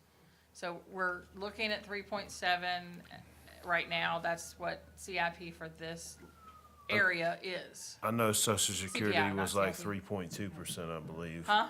Social Security was 3.2% is what they got. What merit pay, that's a big change for what we've traditionally done. Yes, sir. And some of the concerns would be is how that would affect compression, issues like that. You have somebody maybe starting off and they're making less money, and yes, it's through merit, but all of a sudden they're making more than someone that's been there so many years. It's a lot of problems that could be brought about this, because typically we've gave everybody across the board, they get their share. And it's worked like that for many years, and this is a $292,000 reoccurring cost. So it's something that I don't know if I support at this point. It's we'll have to look at it, but it's a big cost. Yeah, I've always been a proponent of merit pay because I don't think you should get a raise because you happen to wake up and you're breathing. That's the way I look at it. And Yeah, I think that we need to keep our good performers, but again, I'm not in government service, I'm in Used to be private the sector. same, though. Huh? I mean, pay for performance used to be the thing, and that was what it was. So we're probably like 20 years behind. And I think my personal opinion, I'm not an HR expert, I think what you're going to find is everybody is going to become above average, because your supervisor is going to be inclined to give them above average so they get the money.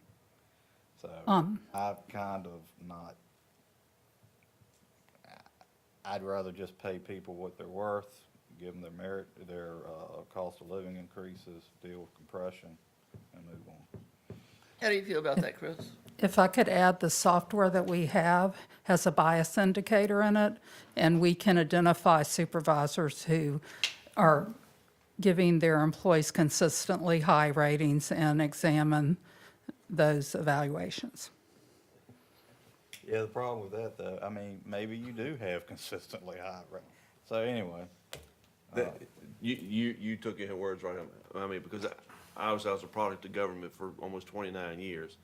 When you have different supervisors, you'll have a different supervisor. If Tommy and I were both supervisors and assessing our people, our approach may be 180 degrees from each other.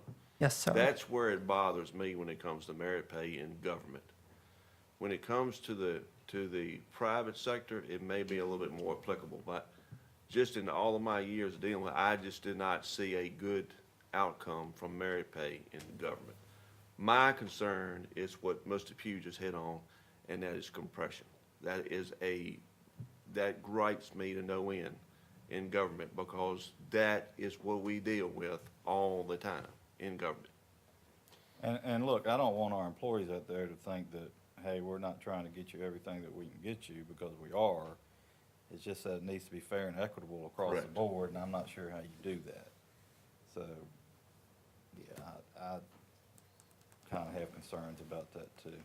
Why don't, while we have Ms. Felix at the podium, get her to explain also the 457 match, so we don't have to bring her back up, because those are two employee-type situations that are in the reoccurring. Would that be okay? Sure. Okay. Sure. We have a deferred comp plan primarily for our Plan 1 and Plan 2 VRS participants, because the hybrids have deferred comp built into their retirement plan. At this time, we provide no match at all for that money, so it's voluntary. An employee can choose to put money in that, but there's no employer match. This would provide a small match of up to $1,200 a year if the employee puts in the same amount of money into their plan. I see it as a recruitment tool, particularly for public safety and law enforcement, because those employees will always be at least Plan 2 after the Plan 1 folks retire, because they're not ever going to be hybrid because they have LEOS in their retirement, which is the hazardous duty pay that allows them to retire early. We are proposing this match both to build our deferred comp plan and grow it and have more participants, and also as a recruiting tool. So does the county pay anything into it? No, Nothing.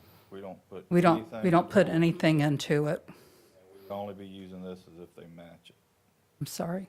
So we would only be using this funding as if funding if they made a contribution. Yes, and they would have to put in the same amount in order to get the match. How many participants do we currently have, Ms. Felix, in the board? Oh, gosh, let me see if I had a- it in And here. if you don't have the information, I I'd just be think I had curious it to in know. my request, but let me see. Is a 457 like a 401K on the private Yes. sector? Yes. Yes, Okay, ma'am. okay. All that is a line in the IRS code. There's one line for the private sector and one line for the public sector. Yeah, I would. We have 29 employees participating at this time. Out of how many? We have 225 full-time employees.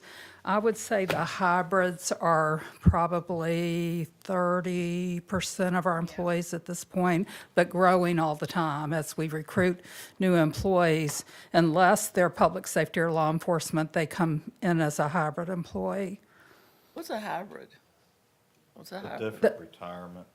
Yeah, it's a mixture of a traditional pension and deferred comp is what the hybrid plan is. A different calculation. I would support this as a retention tool, recruiting tool. Yeah. I'm just 457? I'm surprised that the engagement is so low. It's because I'm Once there's no again, match. maybe that's government versus private sector. I'm not Are we either. making people aware of it and explain it to them? Yes, yes, ma'am. It's generational, too. Well, it's generational. and I Well, think it's people need because there's money no to live. match. There's no match. In the Probably private for the sector, day. there's almost always an employer match. We have a mandated employer match on the voluntary hybrid contributions as well. So I guess I would like to ask, do we want to consider moving any of those around? We talked about the merit pay. I skipped around and I'm sorry, but while Ms. Felix was up here, do you want to consider somehow shifting these around? I heard more support, I think, for 457 than merit pay. I support the 457, and I'm not saying I don't support some aspect of that merit. I just don't like merit pay. That's just me personally. But I think we need to look at it globally to incorporate it somehow in the COL, see how all that ties in together, potentially. I just want to make sure it's done fair across the board. That's all, me too. That's all. I have always tried to get as many dollars into our employees' pockets as we can. You have. Right, consistently. But it needs to be done fair. How long have we had merit pay? We haven't. This would be new. This would be the This would first. this Would be would the first introduce it. time. And as Ms. Felix mentioned, the new software system that we're using was, I believe, as you said, purchased partially for this reason, so we could Yes. set ourselves up for implementing a merit pay system in the future. And we had this on the request last year, but it was taken off for good reason, because you were so generous with the market study and the cost of living adjustment. So it's back on here for that reason, the merit pay. But yes, if you're asking me, the 457 match would rank above merit pay. But I would be willing to consider merit pay if you could tell us how it was going to be done fairly. All right? Sorry, say that. How it could be done fairly, explaining how it could be done fairly. Yeah, as I mentioned, there's a bias indicator in the software. We can identify those supervisors who routinely rate people more high, and if it looks like it might not be justified, then you retrain those people and talk to them about the issue. Yeah, and I don't want to belabor it, but like, when I just had 5 people on staff, right, they all consistently ranked high because they were all consistently high performers, right? And the problem I have is HR is gonna come in and say, well, Mr. Martin, or well, Tom, you're consistently ranking your people high. Something must be wrong with you, and something must be wrong with the way you're rating, because everybody can't be consistently high. So you're trying to arbitrarily tell me I need to rank some people lower, and I have an issue with that. If you have a strong performing staff, they're strong performing, and it's the supervisor's job to make that decision, right? So, In this platform that you've got, doesn't the supervisor have to justify why they have ranked this person extremely high? I know when I do it with my people, I have to, and so I have to document everything.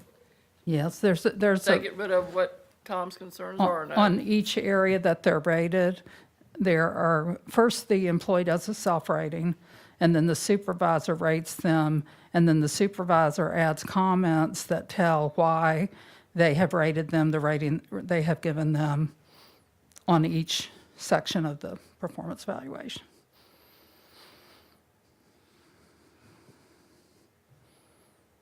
I would pull merit pay down and bring 457 match higher. I just don't think, when you're looking at possibly $796,000 for 12 positions and an additional $292,000 for merit pay, I don't know how you can do that all. Okay, so I'm here, we flip those two, and then Ms. McBride, you want to start coming back down that list? Does that Yeah, sound so we're reasonable? good with Is that okay, flip the two? well, yeah, now I have another question.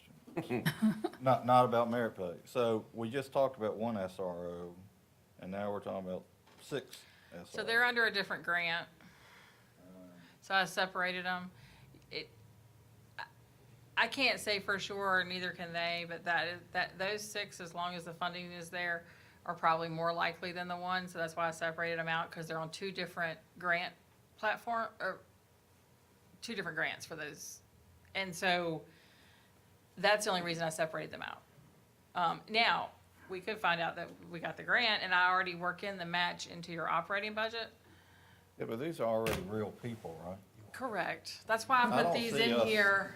I mean, I don't see us saying, sorry, Sheriff, get rid of 7 people, Especially SROs. especially not, oh, yeah, we're sorry. I'm done with that. Well, that's why I put them in here as a Thank you, Ms. Felix.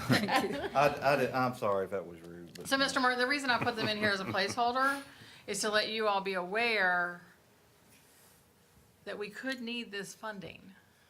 Yeah, we're gonna need that funding for sure. Well, if they get the grant, you won't.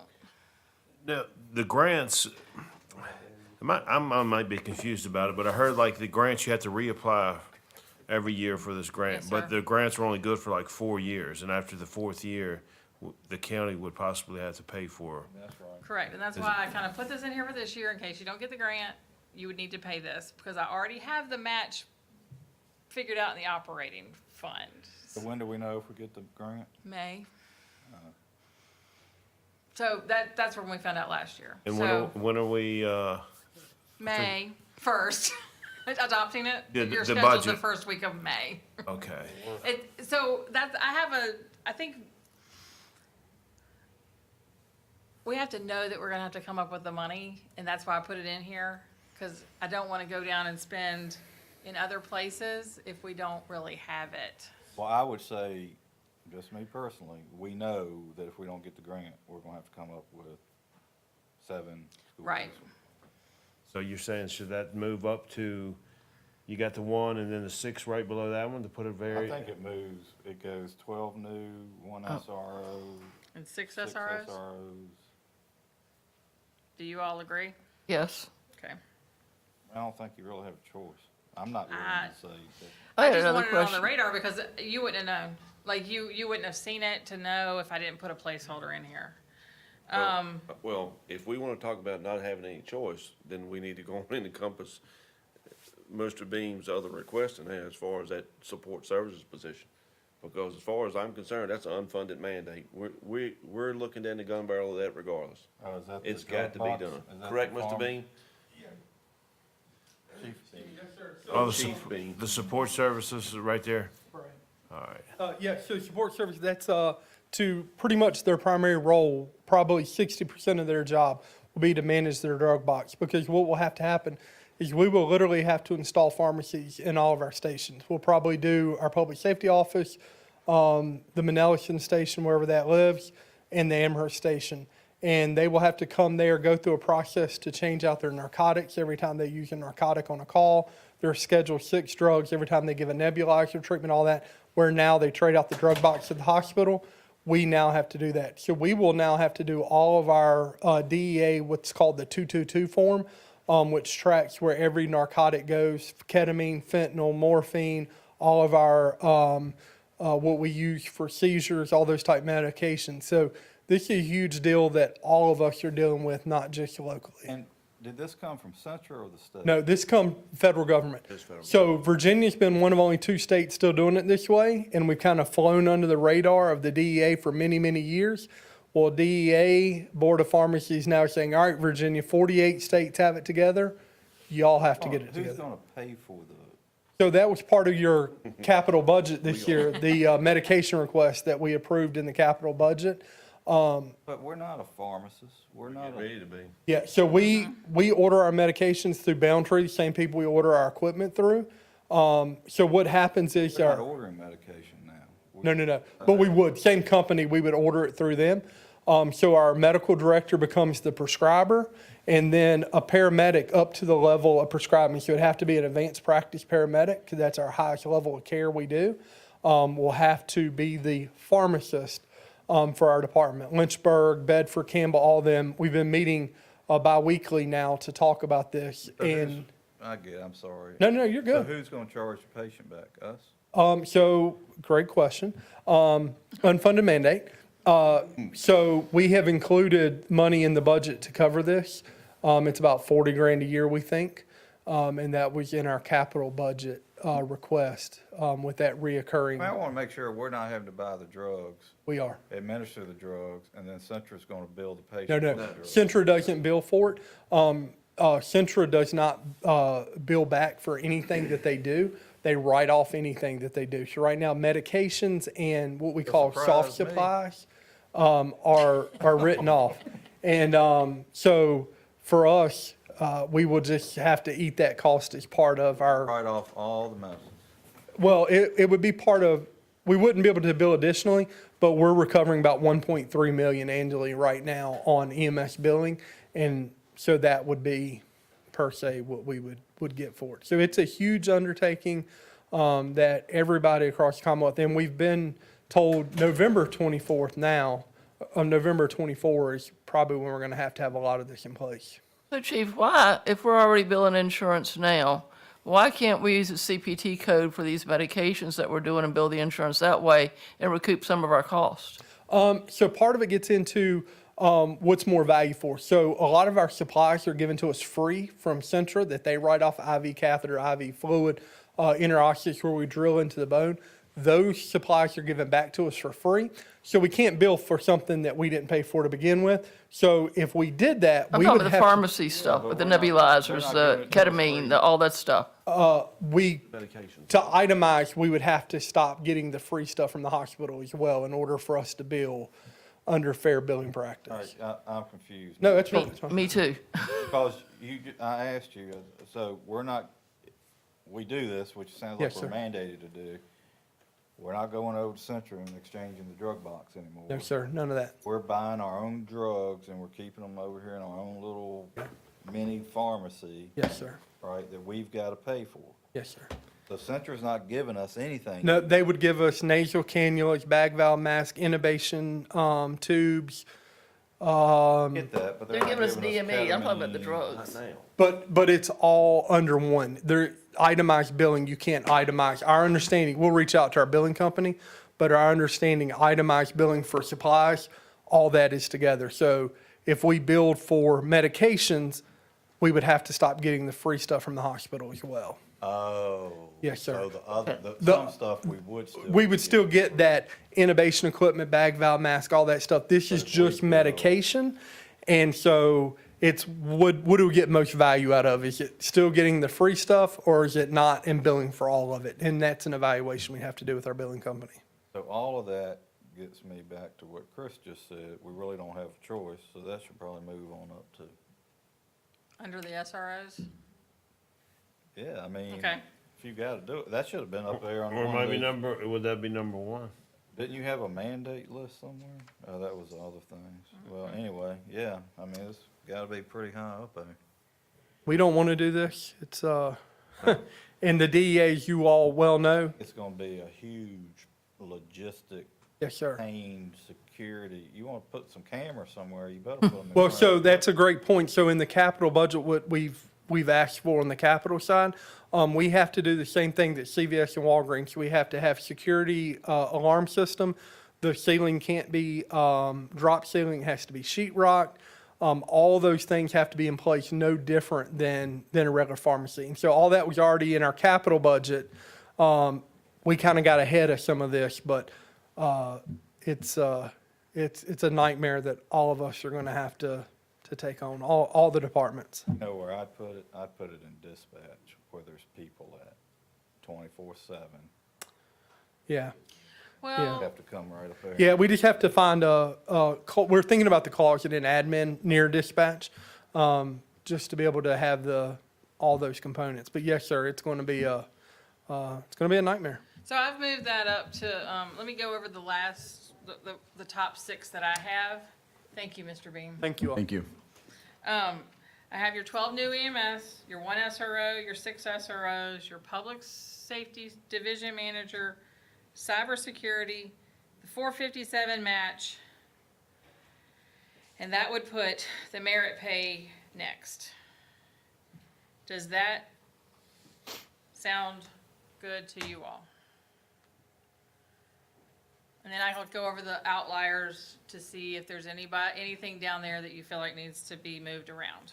So is there anything, if merit pay comes next after what she just said, is there anything that's already down at the bottom that we think should go above merit pay? That's what I'm gonna go through right now. Okay.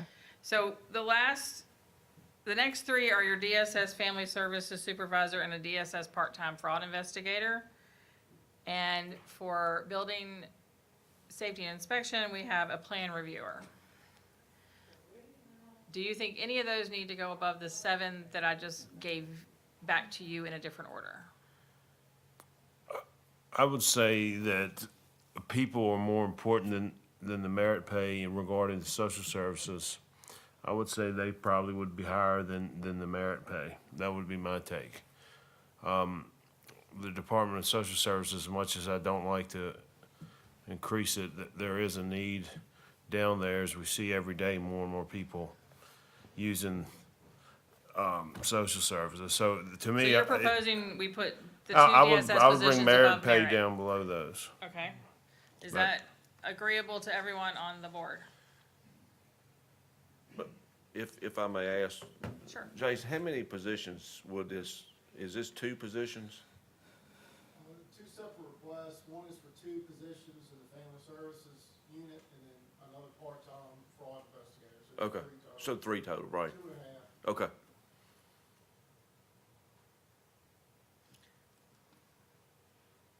And what's the 62,000 that's tagged on to that supervisor request? That's other funding, that's the state piece. Oh, so the that's money their, that comes that's from their, the state. from, Mhm. okay. To get to the total.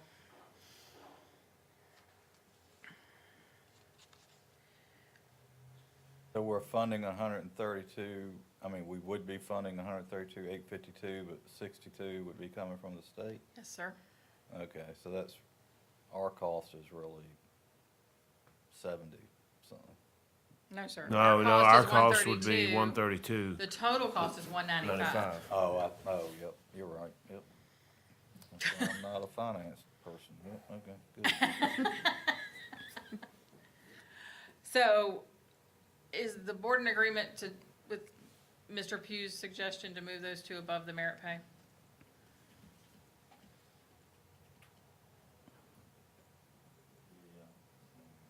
Okay, I got three.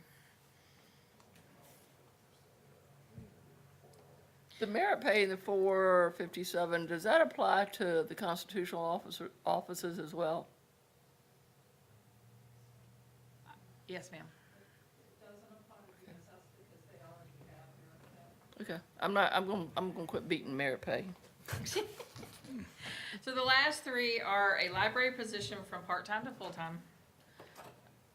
Cool well field light maintenance. And the clerk would like additional part-time funding. Those are your last three. Do any of those warrant being above? Basically your people stuff. Well, the library is a people Well, spot. yeah. I'm fine with the way it is.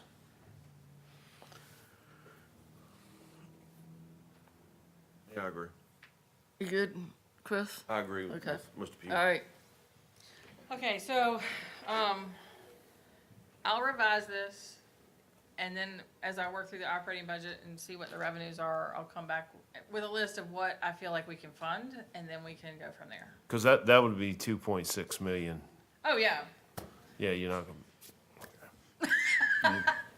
I am not, I mean, I would hope I could find that, but I'm not that optimistic yet.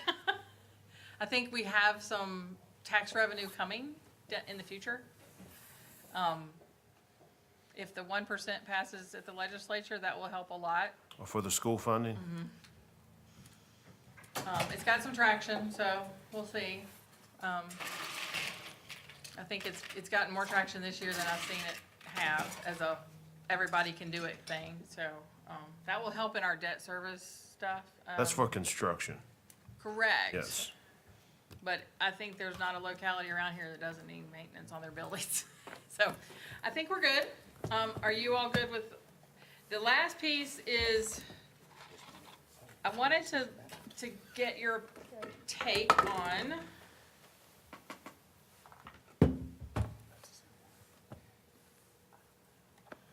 the CIP. We went back and did a little work. Mr. Bryant met with and did some investigating and is proposing that we push out the Thrasher Dam work for a couple of years.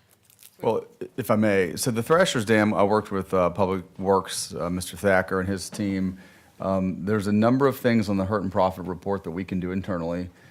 They've also gone and driven stakes in the ground where the erosion problem was, and we're going to monitor that over the next year. So that yellow highlighted piece in front of you, I'm recommending that we take that off for this year, and we reevaluate that for next year.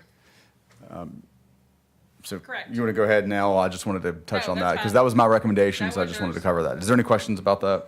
Any concerns? Okay. All right, so on average, in the past, you have usually funded about 1.5. I've seen it as high as almost 1.8 in CIP projects each year. So I'll put you a red cut line in there, just shy of 1.5 million. The dispatch remodel is going to be funded out of 911 funds that are only available to be used for that purpose. So then I looked at it and I said, okay, you've had quite an influx of cash. You've got a lot of trucks needing to be replaced. So would you want to stretch to the almost 2.2 million and go ahead and put those 2 brush trucks in and move the red line down to the green line? That is, I'm just trying to get wrapped around how much you all want to spend this year as we move forward on one-time projects out of the general fund, unobligated fund balance.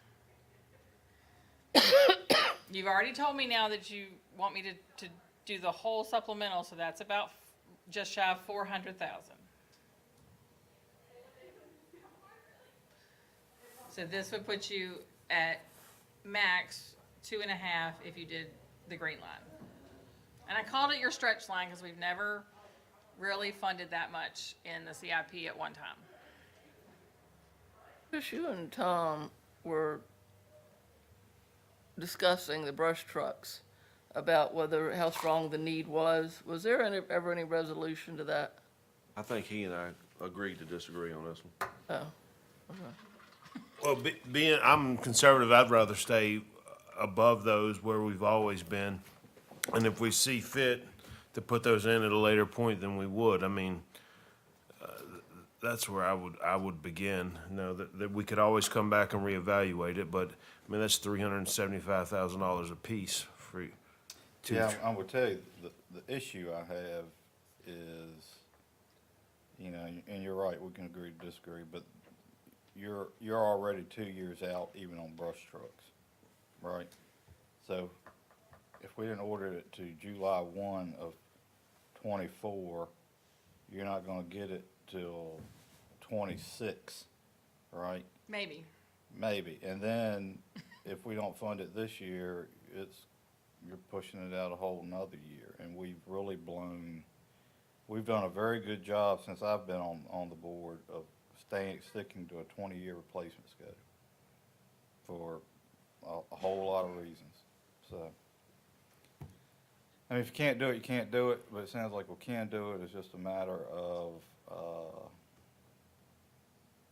you know, it's a matter of what we want to spend and don't. It's y'all's comfort level, wherever you want to go. I agree with you 110% on the replacement cycle. They work, right? I agree 110% on that. But right, wrong, or indifferent, I just look at a brush truck differently than I do an engine company or a tanker. As far as the amount of use, yes, they're needed, but they just don't get the wear and tear and running like the engine companies and tankers do in the county. That's just my perspective. So, I know we needed a bunch of them yesterday, and Yeah, I one heard y'all had saved a a brush house, fire. didn't it? Didn't we have a brush truck saved a house yesterday? but it Yeah. worked though, didn't it? well, on this one, I'm gonna, The speedometer didn't work, I needed Atlantic to come over here and look at it. Well, we're not worried about speedometers. yeah, on this one, I'm gonna be with Tom because the fact that we have been on this schedule and we have stuck to it, it works. It works, and I don't wanna see us go backwards. So, I guess we're stuck right now, so we'll have to wait till Mr. Wade. So what I would suggest is I will go ahead and work it up with the stretch line. And when I come back with the revenues and the operating budget, I'll also come back with where your general fund would stand projected. Would that be reasonable to help you all decide if that stretch line is comfortable? That's a critical y'all. part to me. Pardon me? That's a critical point for me. Okay. Is, How much you got left? yeah. I think I've done it through December. I haven't run it for the third quarter, but I have a December number, but I can also do some projections. I'm just gonna bring it up because it's weighing on me. I'd like for us to try and figure out Monroe window replacement. If not all of them, some of them, I don't know, but let's look and see if we can't figure something out on that. So I don't have the Parks and Rec director mad at me like he was last meeting. Is he still here? Well, let me look at that and see how far we can go and see how creative we can get. Yeah, I know you do pretty good over the years. All right. All right, what else you got, Stacy? That is it. That's all I have for you all. You've given me some good direction. Mr. Bryant, you wanna? Oh, thank you. This again helps her prepare and start to build the budget. Mr. Adams, we heard you loud and clear. We need to get the projection numbers. We feel the same concern, and we will have them for you in the near future. So thank you all. Anything else, board members? All right, motion to adjourn. Motion to adjourn. Motion on the floor by Mr. Martin. All in favor, say aye. Aye. Opposed, no. Meeting's adjourned. Don't forget about our date tomorrow night. Got a date tomorrow night.